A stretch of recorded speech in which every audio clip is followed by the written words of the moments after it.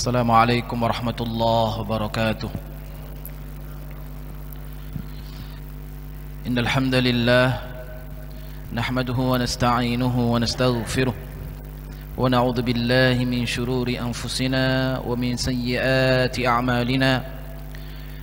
May yahdihillahu fala mudilla lahu wa may yudlil fala hadiya lahu. Wa asyhadu an la ilaha illallah wahdahu la syarika lahu. وأشهد أن محمدا عبده ورسوله. قال الله تعالى في كتابه الكريم: أعوذ بالله من الشيطان الرجيم. بسم الله الرحمن الرحيم. يا أيها الذين آمنوا اتقوا الله حق تقاته ولا تموتن إلا وأنتم مسلمون. اللهم لا سهل إلا ما جعلته سهلا وأنت تجعل الحزن إذا شئت سهلا. Ikhwan dan akhwat fiddin rahimani wa rahimakumullah, jamaah sekalian yang dimuliakan oleh Allah Subhanahu wa taala. Alhamdulillah, yang pertama kita bersyukur kepada Allah Subhanahu wa taala. Pada pagi hari ini kita bisa duduk dalam kajian pagi hari ini. Mudah-mudahan pertemuan ini diridhai dan diberkahi oleh Allah Subhanahu wa taala. Allahumma amin. Kemudian salawat dan salam mudah-mudahan senantiasa tercurahkan kepada Rasulullah sallallahu alaihi wasallam yang telah memberikan petunjuk kepada manusia dari kegelapan menuju cahaya Islam. Baik, kita lanjutkan pembahasan kajian tafsir, yaitu kita masih pada surat Al-Buruj. Kita lanjutkan ayat yang ke-9. A'udzubillahi minasyaitonir rajim. Bismillahirrahmanirrahim. Alladzi lahu mulkus samawati wal ard wallahu ala kulli syai'in syahid. Setelah pada ayat sebelumnya Allah Subhanahu wa taala berfirman, "Wa ma naqamu minhum." Tidaklah orang-orang kafir itu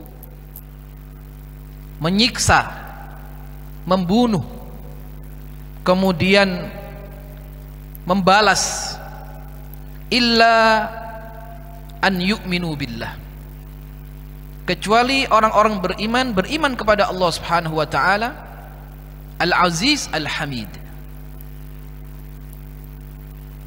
Jadi kebencian mereka karena orang beriman kepada Allah Subhanahu wa taala. Wa ma naqamu minhum illa ayyuminu billahil azizil hamid. Kemudian ayat lanjutannya adalah alladzi lahu mulkus samawati wal ard, yaitu Allah Subhanahu wa taala alladzi lahu, yang memiliki kerajaan as-samawat, yaitu langit-langit, wal ard, dan bumi. Wallahu ala kulli syai'in syahid. Jadi pada ayat ini menegaskan bahwasannya orang-orang beriman memiliki penolong atas ujian yang diberikan oleh Allah kepada mereka, atas kesabaran mereka, yaitu Allah Subhanahu wa taala alladzi lahu mulkus samawati wal ard, yang mana Allah Subhanahu wa taala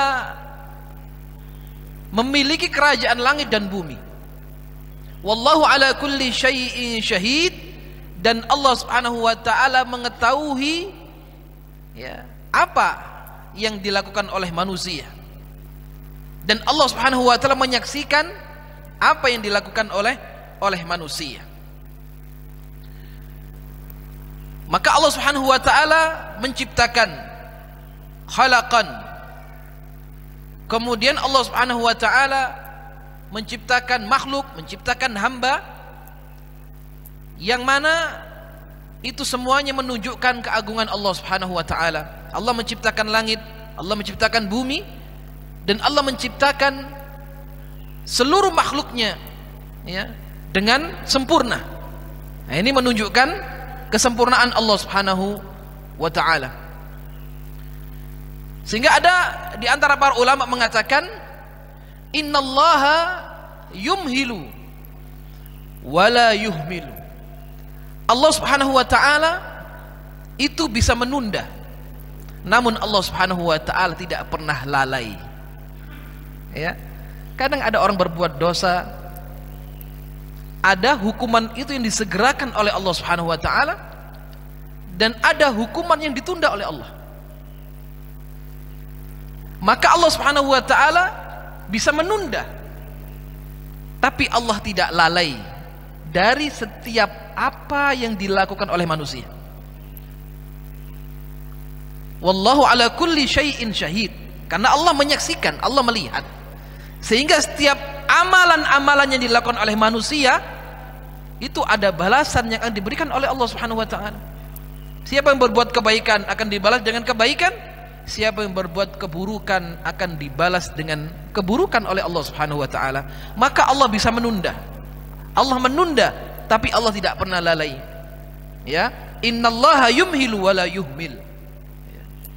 Sehingga dikatakan di dalam surat Ibrahim, a'udzubillahi minasyaitonir rajim, wala tahsabannallaha ghafilan amma ya'maludz zalimun. Janganlah kalian mengira bahwasanya Allah Subhanahu wa taala lalai amma ya'maludz zalimun, dari apa yang dilakukan oleh orang-orang yang berbuat zalim. Innama yuakhiruhum liyaumin tashkhasu fihi al-absar. Ya. Kata Allah Subhanahu wa taala, kami yuakhiruhum, mengakhirkan, menunda hukuman kami kepada mereka, liyaumin, sampai akan tiba suatu masa di hari kiamat, tashkhasu fihil absar, yang menjadikan mata manusia terbelalak melihat dahsyatnya hukuman Allah Subhanahu wa taala. Ya. Maka Allah Subhanahu wa taala berfirman, wa nabluukum bisyarri wal khairi fitnah. Maka ujian yang dihadapi oleh orang beriman itu ada ujian bil khair wasyarr. Ada ujian kejelekan dan keburukan, keburukan dan kejelekan. Ya. Maka semua datang ujian dari Allah Subhanahu wa taala. Ya. Maka kita lihat dakwah Rasulullah sallallahu alaihi wasallam. Bagaimana orang-orang Quraisy menghalangi dakwah Nabi pada waktu berada di Makkah, sampai kemudian Rasulullah sallallahu alaihi wasallam memerintahkan para sahabat untuk hijrah ke Habasyah, kemudian hijrah ke Madinah. Para sahabat diusir dari negerinya. Rasul berdakwah di Taif, dilempar sampai beliau terluka. Beliau sujud, kemudian diletakkan di atas kepala beliau kotoran-kotoran binatang. Ini ujian dari Allah Subhanahu wa taala. Ya. Maka setiap yang berbuat hal demikian diancam oleh Allah Subhanahu wa taala. Ya. Maka ada hukuman yang sifatnya disegerakan oleh Allah dan ada yang diakhirkan. Kelak, ya, bagaimana mereka dihadapkan kepada siksa Allah Subhanahu wa taala, tashkhasu fihil absar, yang menjadikan mata mereka terbelalak melihat hukuman Allah Subhanahu wa taala. Sehingga nyata dalam pandangan Allah Subhanahu wa taala siapa orang-orang yang jujur keimanannya dari ujian-ujian itu, dan siapa yang kemudian ya dusta dalam keimanannya. Ahasiban nas ayyutraku ayyaqulu amanna wa hum la yuftanun wa laqad fatanna alladhina min qablihim. Sungguh telah kami uji orang-orang yang datang sebelum kalian. Ya. Walaqad fatanna alladhina min qablihim fala ya'lamanna Allahu alladhina shadaqu, agar kami mengetahui siapa yang benar keimanannya dan siapa yang dusta keimanannya. Alladzi lahu mulkus samawati wal ard wallahu ala kulli syai'in syahid. Innal ladzina fatanul mu'minin wal mu'minat thumma lam yatubu falahum adzabu jahannam walahum adzabul hariq. Maknanya adalah sesungguhnya orang-orang, ya, innal ladzina fatanul mu'minin, yang menyiksa, yang memfitnah, yang mencemooh orang-orang beriman, al-mu'minin wal mu'minat, baik laki-laki ataupun perempuan, thumma lam yatubu, kemudian mereka tidak bertaubat kepada Allah, apa ancaman Allah? Falahum adzabu jahannam, bagi mereka itu azab jahannam, walahum adzabul hariq, dan bagi mereka azab yang membakar. Ancaman Allah kepada siapa ini? Kepada orang-orang yang menyiksa, ya, yang kita bahas pada pertemuan yang lalu tentang orang-orang yang beriman. Tatkala dia beriman kepada Allah, dia disuruh murtad, ya, keluar dari agama kalian, namun mereka tetap teguh dalam agama Allah. Kemudian mereka semuanya dibakar, ya kan kemarin, ya, dimasukkan di dalam parit, kemudian semuanya dibakar habis. Ini diancam oleh Allah Subhanahu wa taala. Innal ladzina fatanul mu'minina wal mu'minat. Jadi al-fitnah itu maknanya adalah bisa diartikan sebagai ujian-ujian. Fatanu ahraqu, ya, dalam ayat ini mereka membakar. Dalam ayat Allah Subhanahu wa taala berfirman, yaumahum 'alan nari yuftanun, ya. Jadi kata al-fitnah itu artinya ahraqu, fatanu, mereka membakar. Allah jelaskan dalam ayat yang lain, yaumahum 'alan nari yuftanun, pada hari mereka akan disiksa, dibakar oleh Allah Subhanahu wa taala. Dzuqu fitnatakum, apa kata Allah? Rasakan azab kami. Hadzal ladzi kuntum bihi tasta'jilun, inilah azab yang kalian ingin minta kepada kami. Ya, makanya umat-umat terdahulu yang kafir kepada ajakan para nabi dan rasul, mereka mengancam, justru menantang, kalau kamu benar nabi, datangkan azab Allah kepada kami. Ya. Maka dibalas oleh Allah dengan firman-Nya, yaumahum 'alan nari yuftanun, akan tiba suatu masa mereka dihukum oleh Allah. Dzuqu fitnatakum, apa kata Allah? Begitu mereka dimasukkan ke dalam neraka jahanam, rasakan azab kami. Ini loh adab yang dahulu kalian minta untuk didatangkan dengan segera.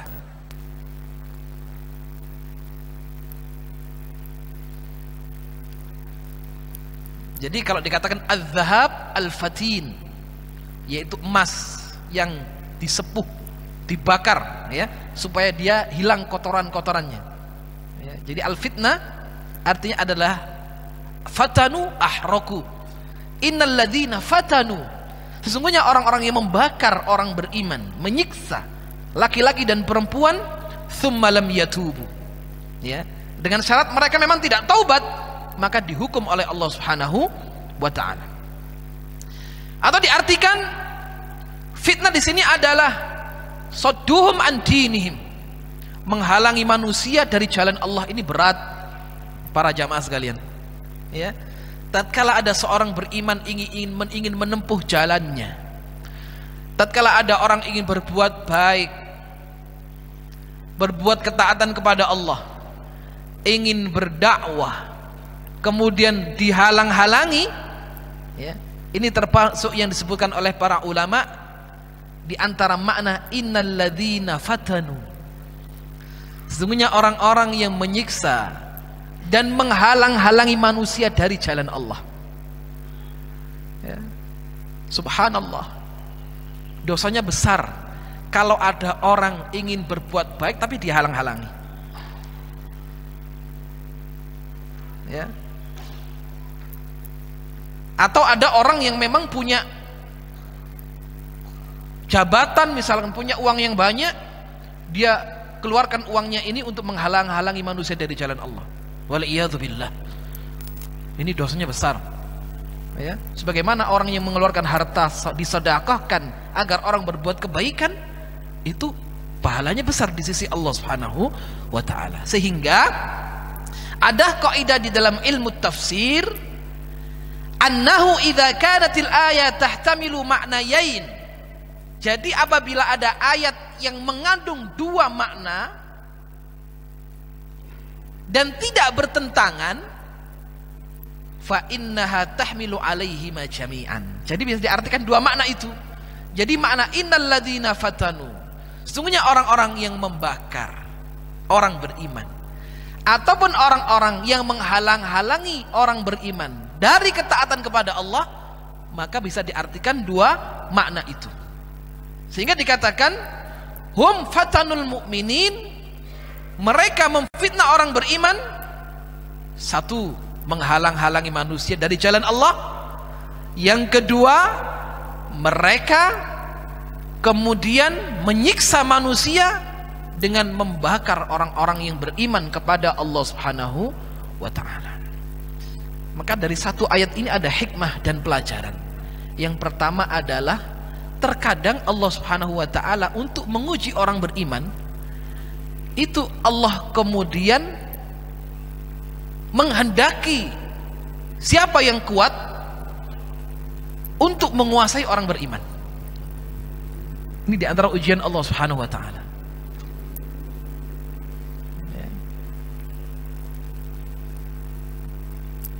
Allah menghendaki orang-orang yang memiliki kekuasaan, yang memiliki kekuatan, untuk kemudian menguasai orang-orang yang beriman. Ya, ujian. Maka di dalam ayat Allah Subhanahu wa taala, "Wa tilkal ayyamu nudawiluha." Jadi ujian ini tidak pernah putus.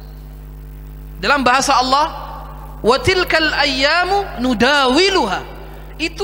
Itulah hari yang kami pergilirkan di antara manusia.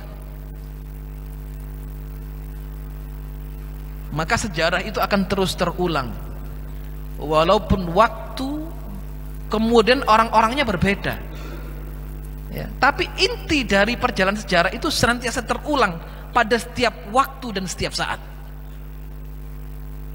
Tentunya walaupun waktu berbeda dan orangnya berbeda, tapi inti dari permasalahan itu sama. Maka dibergilirkan hari oleh Allah Subhanahu wa taala untuk dua hal.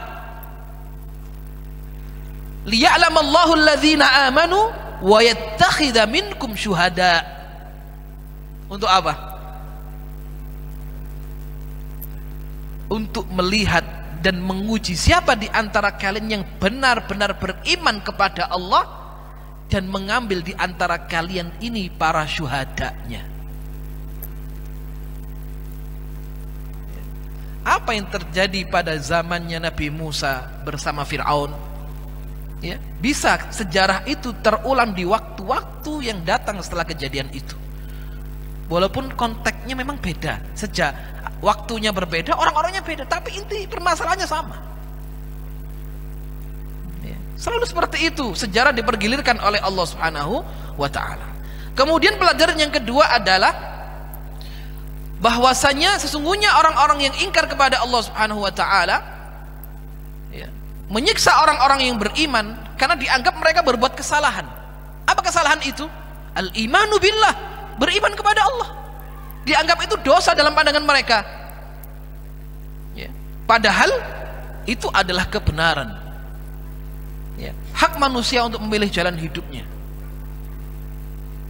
Tapi anehnya tatkala ada orang yang ingin belajar agamanya kemudian dilarang, ya. Wa ma naqamu minhum illa ayyuminu, ya. Jadi beriman kepada Allah dalam pandangan dalam ayat ini melihat kamu beriman kepada Allah ini salah, dianggap itu kesalahan dan kemudian disiksa, ya. Tapi Masya Allah, bagaimana kesabaran, ya, orang-orang yang memang ditanamkan oleh Allah keimanan dalam hatinya. Ada suatu kisah, ada seorang sahabat bernama Abu Hudzafah As-Sahmi. Suatu saat beliau ini berjihad, ditugaskan oleh Amirul Mukminin Umar ibn Al-Khattab radhiyallahu taala anhu untuk berperang dengan Romawi. Beliau diutus, diangkat jadi komandan perangnya. Terjadilah peperangan, tertangkaplah sang komandan ini berserta anak buahnya, sahabat bernama Abu Hudzafah As-Sahmi. kemudian ditangkap, dipenjarakan, dan diminta untuk murtad dari agamanya. Wahai kamu muslim, silahkan kamu keluar dari agamamu, ikut agama saya saja. Ya. Apa yang dikatakan Abu Hudzafah bersama sahabatnya? Demi Allah, aku tidak akan pernah meninggalkan ajaran Rasulullah sallallahu alaihi wasallam, apapun yang kalian lakukan pada kami. Sang raja ini murka, dia disiksa dengan siksaan di luar batas kemanusiaan. Tujuannya agar dia murtad dari agama Muhammad Rasulullah sallallahu alaihi wasallam. Namun apa? Semua siksaan-siksaan dan ancaman itu tidak menggoyahkan keimanan mereka sedikit pun. Sampai kata Raja Romawi, ini manusia model apa ini? Ya, disiksa dengan berbagai macam siksaan dan hukuman, tidak bergeming untuk meninggalkan agamanya. Sampai kemudian sang raja ini menyiapkan tungku yang besar, ya, kemudian dimasukkan air, dimasak sampai mendidih, diancam, kalau kamu tidak meninggalkan ajaran Muhammad, maka kamu dan pasukanmu akan saya masukkan ke dalam tungku ini. Ya. Kemudian ada salah seorang dimasukkan ke dalam tungku itu, masuk keluar tinggal tulangnya saja, saking panasnya air itu. Abu Hudzafah As-Sahmi menangis. Raja ini pun tertawa. Apa kata raja? Oh, ternyata kamu punya rasa takut. Ternyata kamu memiliki ketakutan yang luar biasa. Kamu akan meninggalkan ajaran Muhammad dan akan mengikuti ajaran yang saya berada di dalamnya. Ya. Apa jawaban Abu Hudzafah As-Sahmi? Wallah, demi Allah, saya menangis ini bukan karena saya takut siksaan ini, wahai raja. Demi Allah, saya menangis ini, saya menyesal. Kenapa Allah berikan kepada saya satu nyawa? Seandainya Allah berikan nyawa kepada saya sebanyak bulu yang melekat di tubuh saya,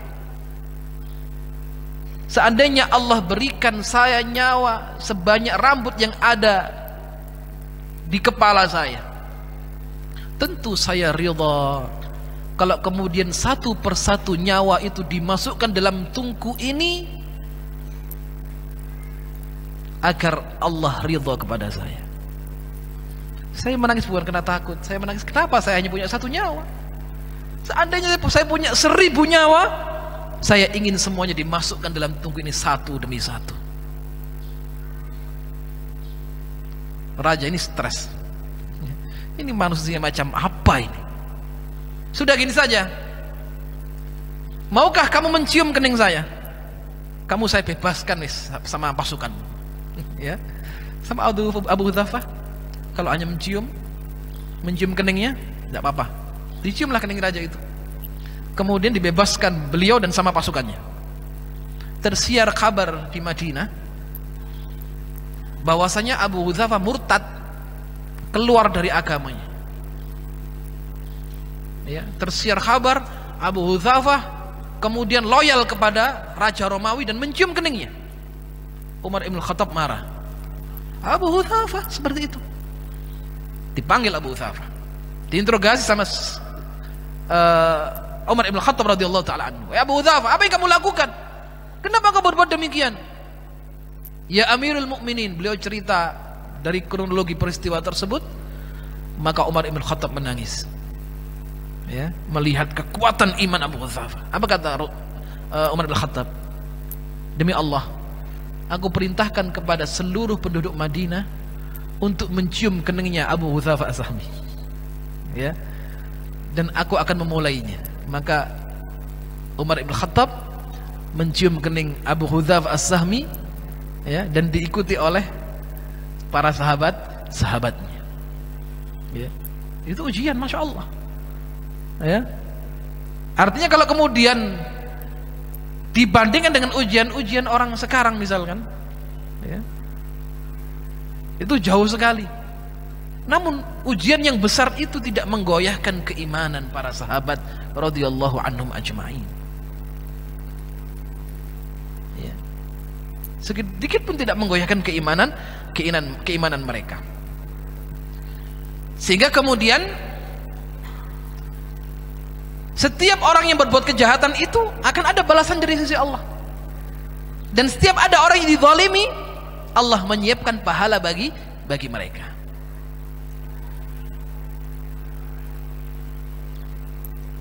Innal ladzina fatanul mu'minina wal mu'minat tsumma lam yatubu. Masya Allah, artinya apa? Kalaupun mereka ini bertaubat, ya, la ilaha illallah. Ini lihat, begitu besarnya kasih sayang Allah. Walaupun mereka menyiksa, seandainya mau bertaubat, akan diterima taubatnya. Maknanya seperti itu. Ya. Kalau mereka tidak mau bertobat, tsumma lam yatubu, falahum adzabu jahannam walahum adzabul hariq. Kalau tidak mau bertobat, berarti balasannya dahsyat. Tapi kalau dia mau bertobat, nah makna seperti itu. Maka dikatakan oleh Imam Hasan Al-Basri, beliau katakan, "Unzuru ila hadzal karam." Lihatlah wahai manusia, begitu besarnya kemuliaan Allah dan kasih sayang Allah Subhanahu wa taala kepada hambanya. Hum qatalu awliya'ah. Betapa besar dosanya orang-orang itu. Apa dosanya? Membunuh wali-wali Allah, membunuh orang-orang beriman. Wa ahlu ta'atihi, membunuh orang-orang yang taat kepada Allah. Wa huwa yad'uhum ila taubah, tapi Allah menyeru mereka kepada taubat. Seperti juga ada dalam hadis dikisahkan, rajulan qatalu tis'an wa tis'ina. Ya, ada seorang laki-laki yang membunuh 99 jiwa, 99 manusia. Ya. Sampai kemudian dia ingin bertaubat, dia mencari mana ada orang yang alim di dunia ini. Dia ingin curhat, ingin berada dalam kebaikan. Dia letih dalam kemaksiatan, dalam kejahatan. Dia datang menemui seorang rahib. Wahai rahib, adakah pintu untuk bertaubat? Tidak ada taubat bagimu. Dia naik pitam marah, dibunuh rahib ini. 100 orang dibunuh. Dia berjalan mengembara mencari seorang yang alim agar ditunjukkan pintu kebaikan. Ditemuilah seorang, wahai fulan, apakah ada bagiku pintu taubat? Tunjukkan jalan kebaikan. Ditunjukkan oleh rahib ini, ada. Bertobatlah kepada Allah sebelum tiba ajalmu. Datanglah ke negeri tersebut, ke negeri A. Di sana ada orang-orang beriman. Datanglah, bercampurlah dengan mereka, berkumpullah dengan mereka. Jangan datangi tempatmu yang dahulu engkau berbuat kejelekan. Dia berjalan, di tengah perjalanan meninggal. Ya, maka kedua malaikat azab dan rahmat berselisih. Dan kemudian diputuskan hukumnya oleh Allah Subhanahu wa taala. Ukurlah mana jalan yang lebih dekat, ya, antara kemaksiatan, ya, yang pernah dia lakukan untuk kemudian dengan jalan menuju kebaikan. Kemudian dihitung, ternyata jalan menuju kebaikan dia sejengkal lebih banyak daripada kemaksiatan yang dia lakukan. Dan Allah masukkan ke dalam surga. Ya. Itu pembunuh.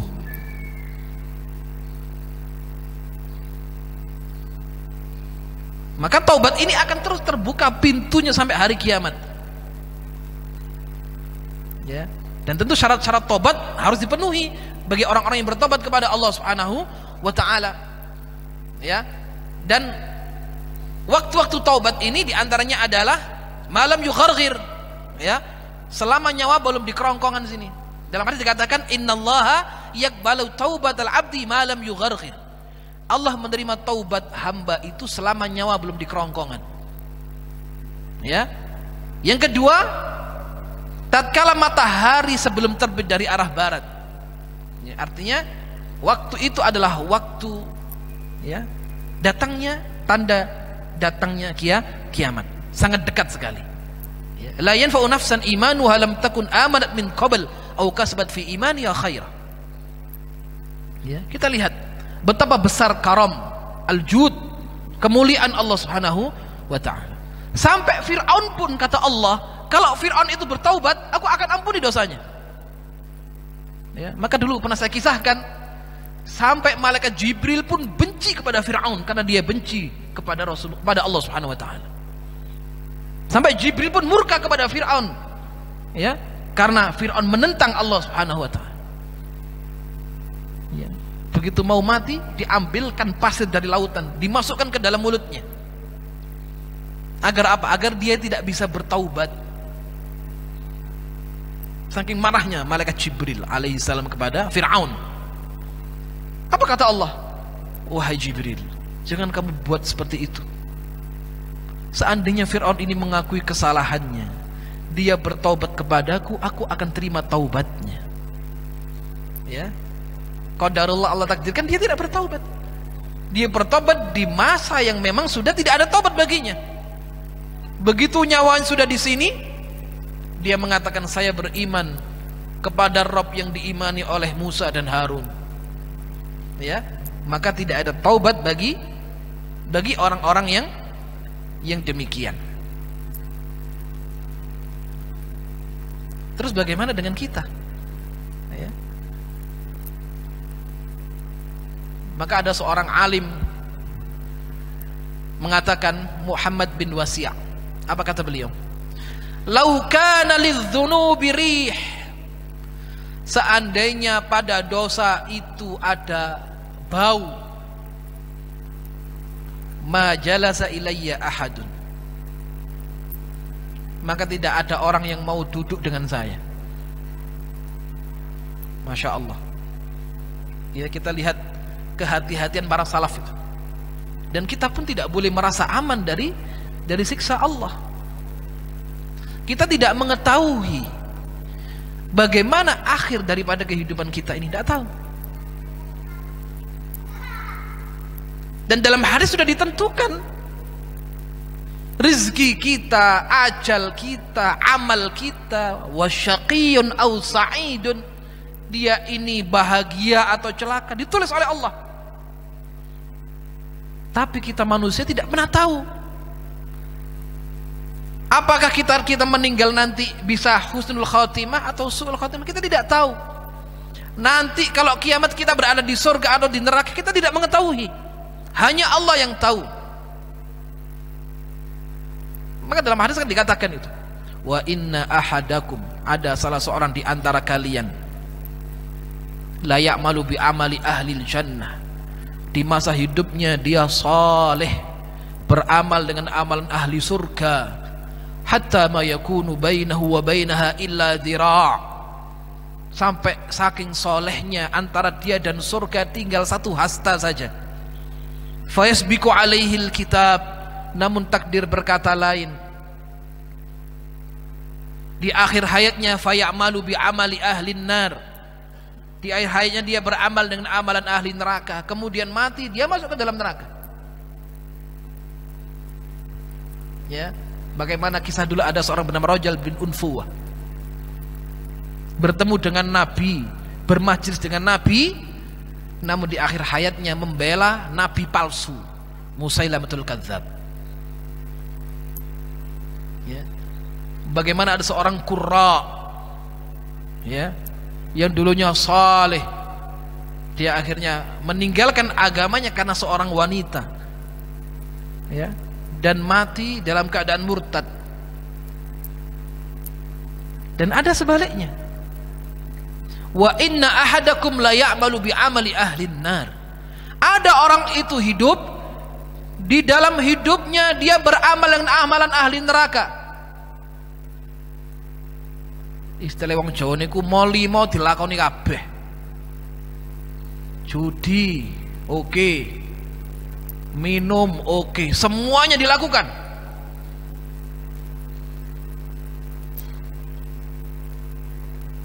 Kemudian hatta ma yakunu bainahu wa bainaha illa dhira'. Sampai antara dirinya neraka itu tinggal satu hasta saja. Saking jahatnya orang ini. Ya. Fa yasbiqu alaihil kitab, takdir berkata lain. Fa ya'malu bi amali ahlil jannah fayadkhuluha. Yang dulunya jahat, di akhir hayatnya dia beramal dengan amalan ahli surga. Mati, dia mati masuk ke dalam surga. Jadi kita tidak boleh merasa aman. Mintalah sabat fil amr. Ya, Allahumma ya muqallibal qulub tsabbit qulubana ala dinik, wa ya musarrifal qulub sarrif qulubana ala ta'atik. Allahumma a'inna ala dzikrika wa syukrika wa husni ibadatika. Diminta doa itu kepada Allah Subhanahu wa taala agar apa? Berada dalam takdir yang baik. Dan termasuk kita duduk dalam majelis taklim seperti ini berharap mudah-mudahan saya faham Islam, saya mesti ngaji, ya, agar mengetahui oh ini sabilul mukminin, ini jalan orang beriman, oh ini jalan orang-orang yang benci dan dimurkai oleh Allah, oh ini jalan menuju surga, oh ini jalan menuju neraka. Agar kita tahu, kita istiqomah di dalam kebaikan ini, mudah-mudahan ya kita berada dalam takdir yang baik itu sampai mati.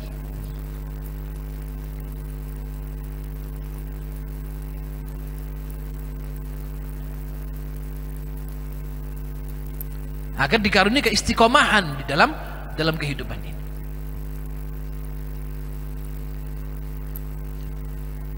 Terus ya kumpul dengan orang-orang yang baik, dengan orang-orang yang saleh, ziaratu ahlul khair, mendatangi orang yang banyak berbuat kebaikan, masyayikh, para ulama, ya ziarah, minta nasihat, berada dalam takdir yang baik itu. Kemudian setelah Allah Subhanahu wa taala menyebutkan hukuman bagi orang-orang yang zalim, maka Allah menyebutkan pahala bagi orang-orang yang beriman dan bersabar kepada Allah atas ujian-ujian itu. Allah berfirman, a'udzubillahi minasyaitonir rajim, lanjutan dari ayat tersebut, innal ladzina amanu, sesungguhnya orang-orang yang beriman, wa amilus salihat, dan orang-orang yang beramal saleh, lahum jannatun tajri min tahtihal anhar, dzalikal fawzul kabir. Ya, jadi setelah Allah mengancam orang-orang yang berbuat zalim, Allah sebutkan pahala bagi orang-orang yang beriman dan bersabar. Allah berfirman, innal ladzina amanu, sesungguhnya orang-orang yang beriman di dalam hatinya, biqulubihim, mengimani adanya Allah, diutusnya Rasulullah sallallahu alaihi wasallam, mengimani Al-Qur'an dan mengimani malaikat, mengimani kitab-kitab Allah, qada dan qadar Allah Subhanahu wa taala baik dan buruk, atau rukun iman yang 6. Wa amilus salihat, kemudian diikuti dengan amal anggota badannya, bagi mereka pahala kebaikan. Ya. Bagi mereka jannatun tajri min tahtihal anhar, ya. Bagi mereka adalah surga yang mengalir di bawahnya sungai-sungai, dzalikal fawzul kabir. Maka di dalam Islam itu ada at-targhib dan tarhib. Ya. Ada istilahnya, ada iming-iming pahala, ada pahala, ya, dan ada sing digawe medeni menungsa, itu ada itu. Itu ada at-targhib dan tarhib. Ada al-wa'd, ada al-wa'id, ada janji Allah, ada ancaman, ada reward, gitu. Ada hadiah pahala, ada hukuman, ada dosa, ada pahala. Itu kehidupan manusia. Supaya apa? Supaya orang-orang yang benar ini senang, ada hiburan, supaya sabar. Ya, bagi orang yang berbuat dosa supaya takut dengan dosanya. Ada at-targhib, ada at-tarhib. Disebutkan siksa neraka, disebutkan pahala surga. Nah, bagi orang beriman, innalladzina amanu wa amilus salihat. Ya, sungguhnya orang-orang yang beriman dan beramal saleh. Maka syarat daripada amal saleh itu yang pertama adalah ikhlas karena Allah dalam setiap beramal, dan yang kedua mengikuti tuntunan Rasulullah sallallahu alaihi wasallam. Ikhlas karena Allah, kemudian mengikuti tuntunan Rasulullah sallallahu alaihi wasallam, bagaimana amal itu kemudian dijadikan oleh Allah Subhanahu wa taala sebagai amal yang saleh. Dan Allah berfirman, "Faman kana yarju liqa'a rabbih falyamal 'amalan shalihan wa la yusyrik bi ibadati rabbih ahada." Dalam hadis qudsi dikatakan, "A'dadtu li ibadi ma la 'ainun ra'at." Jadi kalau dibandingkan antara kehidupan di dunia ini dengan kehidupan akhirat, dulu pernah saya ceritakan ya, seorang ghulam, bolehlah saya ulang, Masya Allah cerita ini. Ada seorang laki-laki pemuda, dia berjihad di suatu negeri.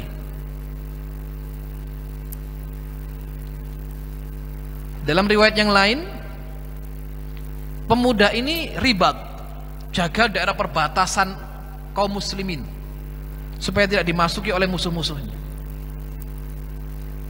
Nah, suatu saat pemuda ini pingin pulang karena nggak mati-mati, nggak ndang mati syahid itu. Sudah jihad lama tapi nggak mati-mati, pulang sajalah gitu ya. Digoda sama setan, ayo pulang, kamu nikah aja, pulang, jangan jihad itu ya. Tapi pemuda ini Masya Allah, dia disifati dzu hadzin fi ibadah, dia ahli ibadah. Dia hidup dengan seorang syekh yang usianya lebih tua dari pemuda ini. Apa kata syekh itu? Demi Allah, pemuda ini hebat ibadahnya. Saya dengan ibadahnya nggak ada apa-apanya ini. Dia kalau siang hari puasa, malamnya tahajud terus. Sampai saya ingatkan kata orang tua itu, wahai pemuda, bahwa ibadah kamu sedang-sedang saja, jangan seperti ini. Kalau malam ya tahajud, ya tidur.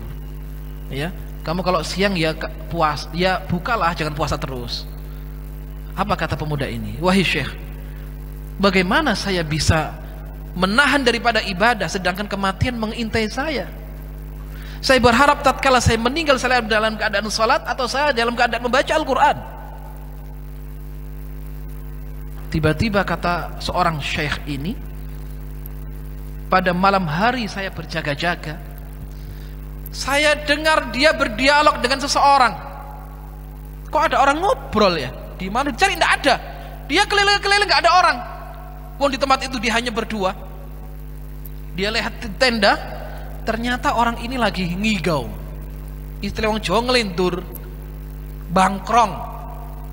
Dia berbicara dengan orang yang tidak dilihat, bercakap. Kemudian pemuda ini ngulurkan tangannya sambil tidur itu. Kemudian ditarik lagi dalam keadaan menyesal dilihat di wajahnya, tapi tidur, ngelindur itu ya. Begitu dia bangun kaget, dia menangis. Wa yuhallilullaha katsira, dia bertahlil, memuji Allah subhanallah, menangis gemetar.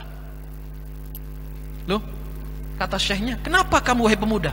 Dipeluk dia, sabar, tenang. Kenapa denganmu? Dia nangis gemetar badan, berkeringat. Apa kata pemuda ini? Wahai syekh, demi Allah, aku lihat dalam mimpiku sesuatu yang menakjubkan. Ya. Apa itu? Ceritakan kepadaku, wahai pemuda. Tidak, saya tidak akan pernah menceritakan hal ini ya kepada manusia, agar saya berharap berjumpa dengan Allah dalam keadaan yang baik. Kata syekhnya, coba ceritakan apa? Kata pemuda itu, saya akan ceritakan Namun jangan ceritakan hal ini kepada orang-orang sebelum saya menghadap Allah. Baik, aku akan jaga rahasiamu ini. Apa yang kamu lihat dalam mimpimu? Wahai Syekh, tiba-tiba saya berada di suatu tempat.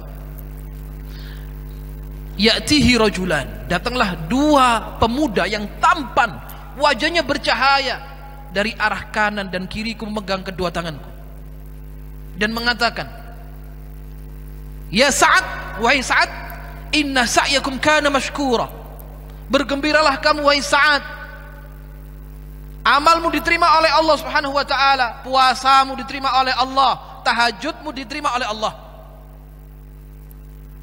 Kemudian saya dibawa naik oleh kedua orang pemuda ini sampai saya berada di suatu tempat. Lam ara min qabl, tidak pernah saya lihat tempat ini sebelumnya. Tempat yang luar biasa, berhias dengan mutiara, emas. Bangunannya tinggi dan besar. Kemudian aku melihat para wanita-wanita dan saya katakan, siapa wanita-wanita itu? Parasnya begitu luar biasa. Ya. Apa katanya? Dia adalah istrimu wahai Sa'ad, katanya dia. Terus saya dibawa terbang ke tempat yang tinggi, berikutnya. Semakin dibawa tempat berikutnya, tempat itu lebih indah daripada tempat yang sebelumnya saya lihat. Sampai saya berada di puncak tertinggi. Aku lihat ada bangunan kecil yang sangat indah di antara bangunan istana yang besar. Aku mendekat dan aku lihat seorang wanita yang menutup auratnya berwibawa. Saya katakan kepada orang yang membawa saya ini, wahai pemuda, siapa itu? Itu istrimu wahai Sa'ad. Begitu lihat istriku, katanya dia senang, dia ingin masuk ke dalam bilik itu. Begitu disingkap wajahnya, la ilaha illallah. Ya. Kata Allah kan dalam hadis qudsi, a'datul ibadi ma la ainun ra'at. Ya.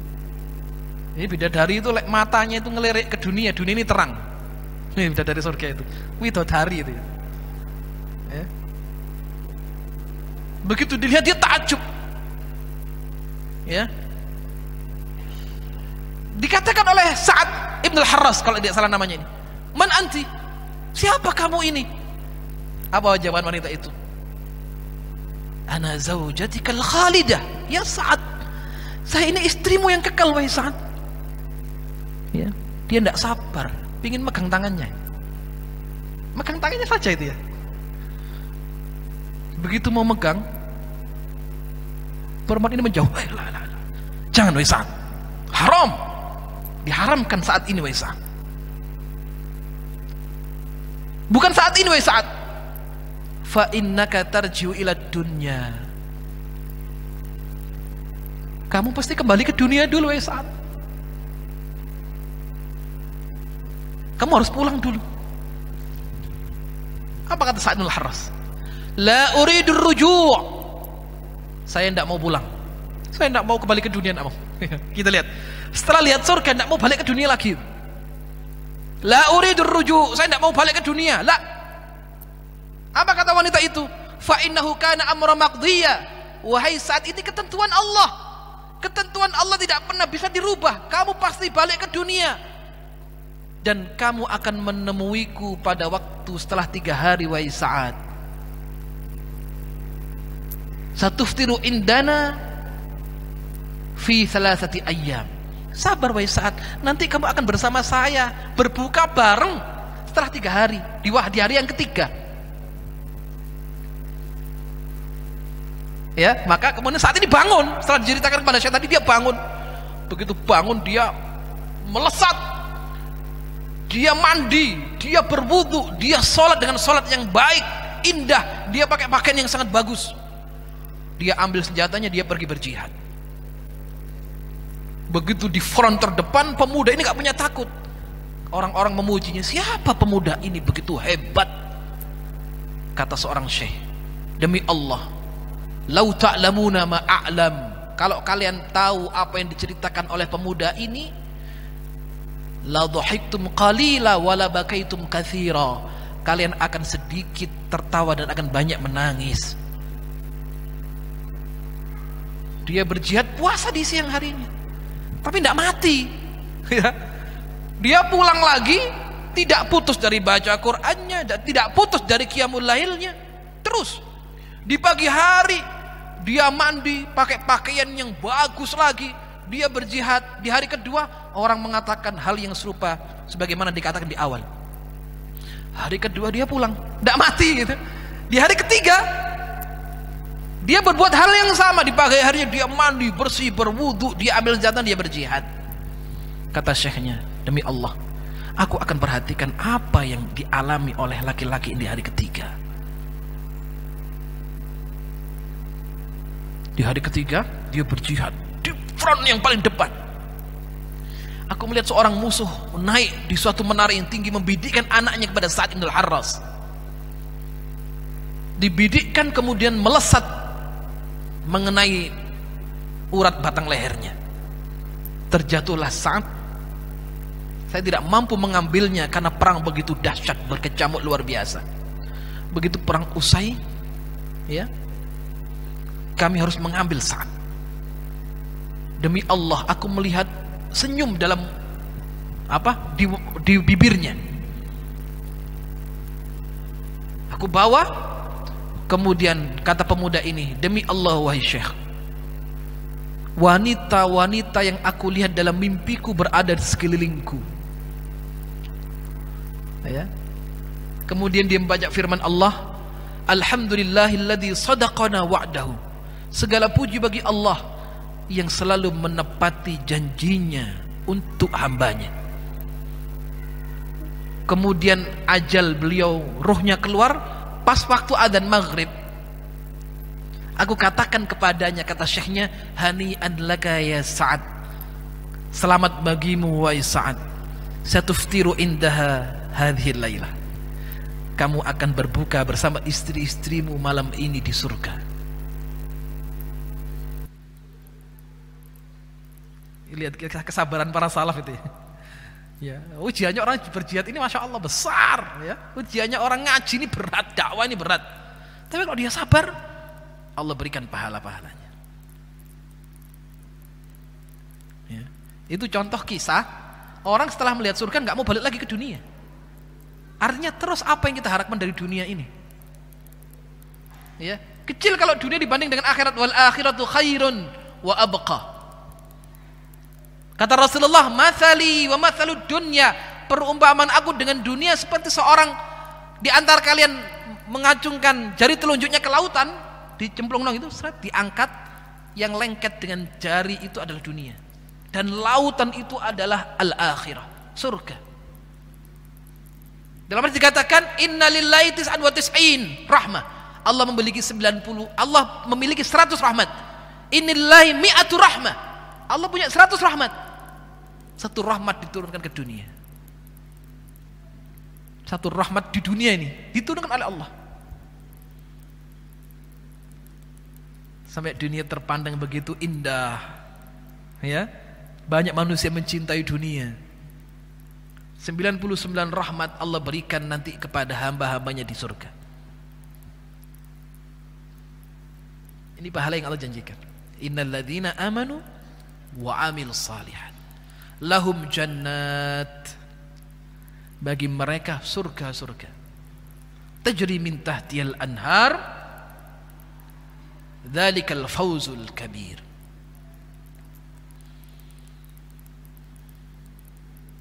Kemudian ayat selanjutnya, inna batsya rabbika lasyadid, sesungguhnya azab dan siksaan Rabbmu lasyadid, begitu dahsyat. Ini kata Allah Subhanahu wa taala, Allah berfirman, inna batsya rabbika lasyadid, maka hukuman Allah dahsyat. Allah berfirman, wa kadzalika akhdhu rabbika idza akhadhal qura wa hiya zalimah innahu in akhdahu alimun syadid.